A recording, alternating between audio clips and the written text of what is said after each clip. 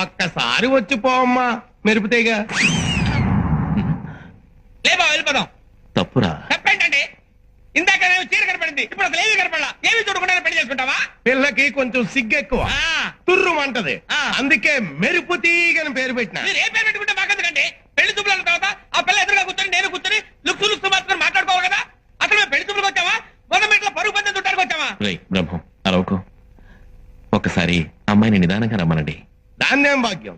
అట్టాగే.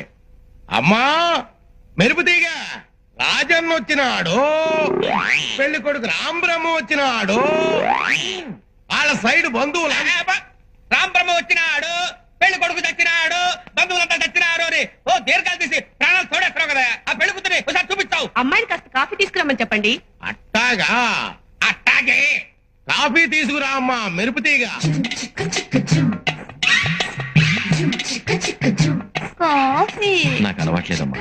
కాఫీ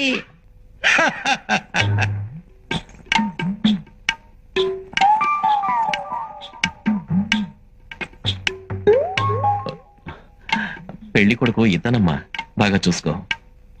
ఇంతసేపు మిమ్మల్ని చూస్తున్నాను, వాణ్ణి చూస్తేనే డోకొస్తుంది. ఈ జన్మలో నాకు పెళ్లి